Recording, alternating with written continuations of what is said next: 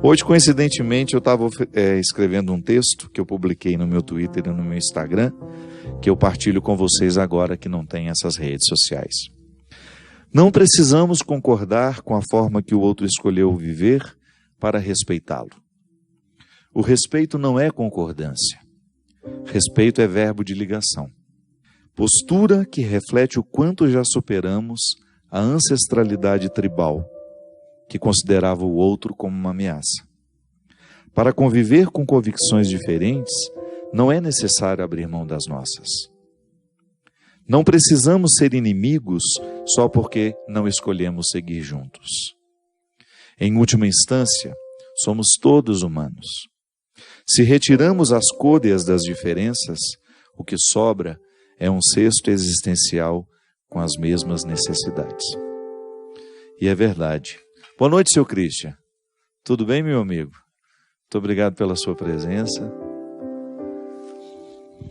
Isso é muito verdade. Quando nós, na oportunidade que nós temos de ouvir pessoas, né, porque somos padres e no nosso ministério são muitas as pessoas que se confessam ou que dizem para nós, ainda que não sejam em confissão, aquilo que naturalmente não dizem aos outros. Nós ainda representamos muito isso na sociedade e, graças a Deus, espero que essa confiança continue, porque se nós perdermos isso, o mundo fica ainda mais carente de espaços para a gente poder ser verdadeiros. Acho que as instâncias religiosas, igual eu estava falando antes,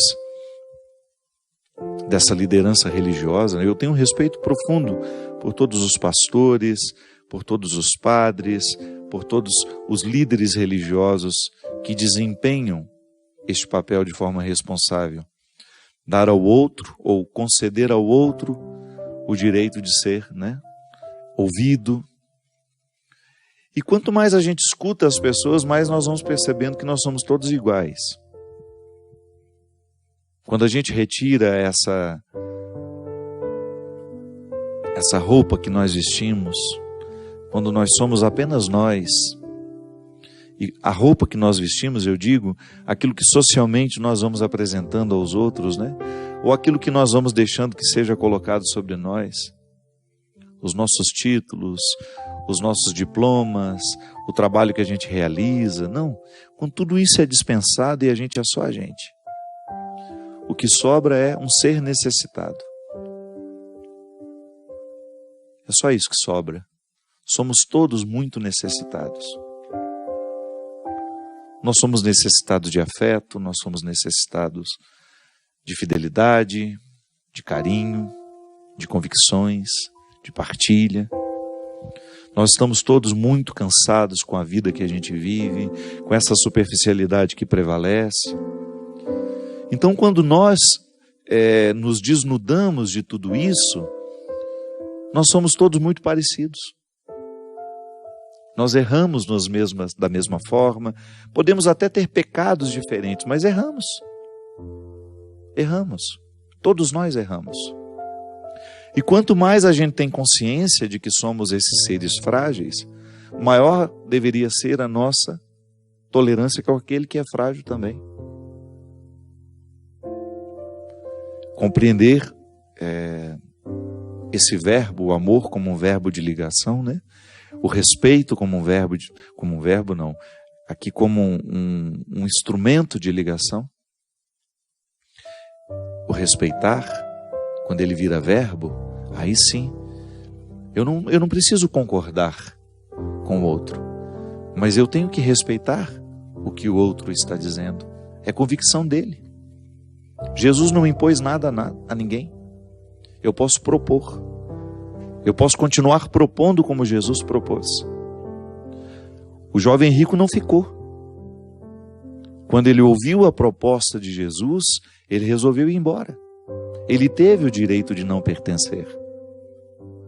Nós não podemos impor o cristianismo aos outros. Nós não podemos impor o nosso cristianismo. Nós podemos propor. E quanto mais simpatia nós colocarmos na proposta, maior será a capacidade do outro acreditar no que nós estamos dizendo. Chega de propor um evangelho de maneira antipática, arrogante, como se nós fôssemos os melhores. Não, isso não faz sentido no mundo de hoje. Ainda à tarde conversávamos sobre isso. Essa nova geração que está surgindo, essa nova geração é muito verdadeira. Ela está cada vez mais ávida pela verdade. Então, se nós não soubermos dialogar com essa geração, é possível que daqui a pouco nós tenhamos os nossos templos muito esvaziados. Precisamos falar com esta nova geração de maneira simpática, para que ela possa compreender que aquilo que nós estamos propondo só faz bem. Mas se nós vamos com arrogância, nós nos perdemos pelo caminho. Se nós vamos com imposições, proponha. O outro não é obrigado a aderir. O outro não é obrigado a ter as mesmas convicções que você. O outro não é obrigado a ser católico como você é. A gente propõe. E o nosso catolicismo vai convencer à medida em que ele for autêntico. À medida em que ele brotar naturalmente nas nossas atitudes. Mas o outro não tem obrigação de ser. O Papa, quando fala das regras, ele está falando para nós católicos. Os outros podem aderir ou não. Mas o outro não é obrigado. Se ele não é católico, ele não é obrigado a ouvir o Papa. A autoridade é para nós que somos. Então ele diz para nós.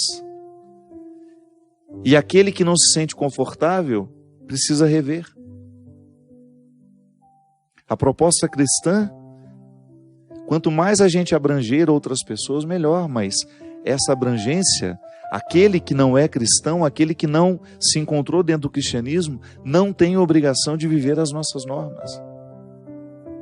O que são regras comuns? Aquelas que foram colocadas pela lei, pelo Estado. Isso é comum a todos nós. Para eu ser cidadão, eu tenho um código de conduta. Eu tenho deveres e obrigações. Eu tenho deveres e direitos. Então ali, dentro das regras que nos foram colocadas, como humanidade, eu sempre gosto de dizer isso. Eu particularmente gosto de me ater às regras cristãs que são para toda a humanidade. Porque tudo que você coleta ali no cristianismo, você percebe que tem uma capacidade imensa de fazer bem a quem adere. É porque é universal. Uma vez fizeram uma pesquisa na Inglaterra, crentes e descrentes colocaram o conteúdo cristão sem dizer, sem repetir o evangelho. Apenas regras retiradas, coletadas do evangelho. E o nível de rejeição foi baixíssimo. Era como se disséssemos, olha, tudo isso aqui que está sendo dito é necessário nos dias de hoje. Nós temos hoje a Coreia do Norte ameaçando o resto do mundo a partir da prepotência e da arrogância de um governante. Um megalomaníaco, um garoto, que certamente foi privado de amadurecer como pessoa e de repente tem o poder nas mãos porque herdou do pai, ainda que não fosse preparado para isso. Desumanos no poder, minha gente. Quem dera esse menino tivesse valores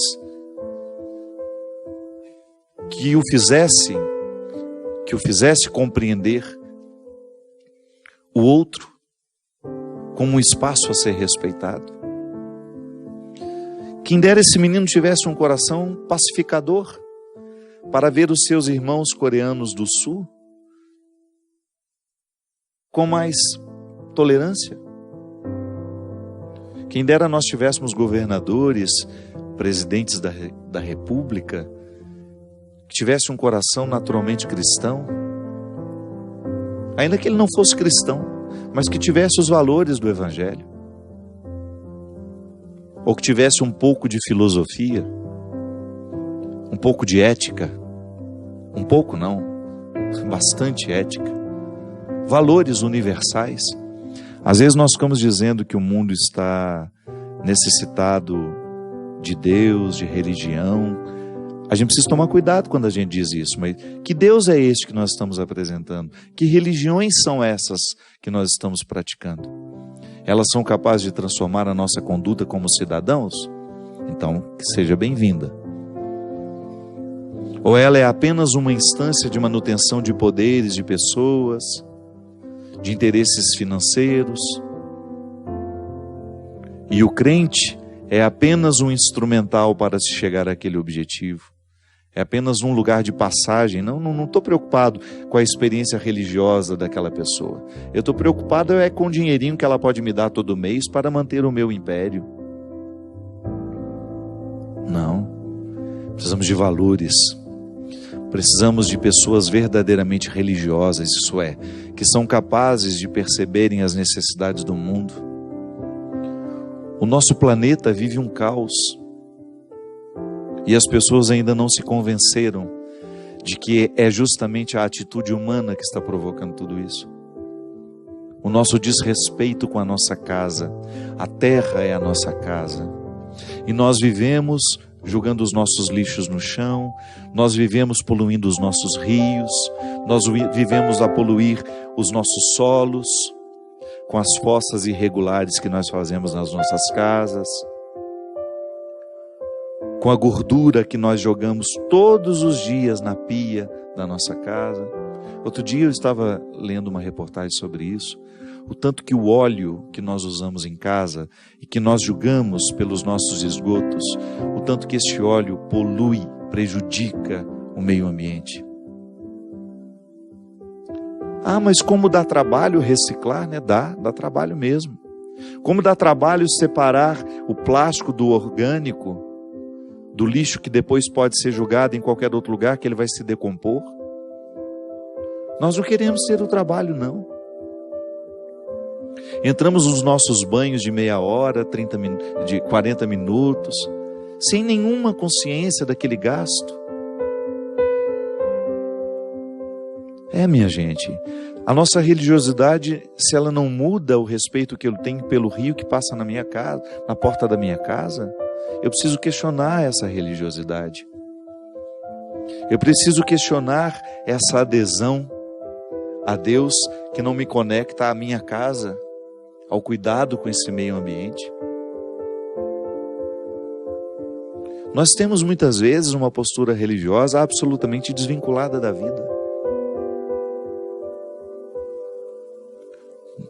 Às vezes eu tenho uma sensação de que nós fomos educados a partir de uma religião que só nos ensinou a pensar na nossa sexualidade, nos pecados da sexualidade. A gente esqueceu de pensar nos outros pecados. Tanto é que durante muito tempo o único pecado que as pessoas se acusavam era esse. E há coisas tão sérias acontecendo porque nós não amadurecemos o nosso juízo moral para compreender o certo e o errado. Nós ainda não nos acusamos por jogar meio litro de óleo pelo esgoto. Nós ainda não nos acusamos, não interpretamos como um pecado o nosso descuido com os nossos rios. Nós ainda não nos acusamos de tantas coisas que seriam necessárias de serem resolvidas se cada um de nós tomássemos consciência da parte que nos cabe. É assim, vamos lutando que um dia a gente chega lá. Obrigado pela oportunidade que você me deu de mais uma vez conversar com você, de entrar na sua casa, de entrar na sua vida. Derrame sobre todos nós a bênção do Deus Todo-Poderoso, Ele que é Pai, Filho e Espírito Santo. Amém.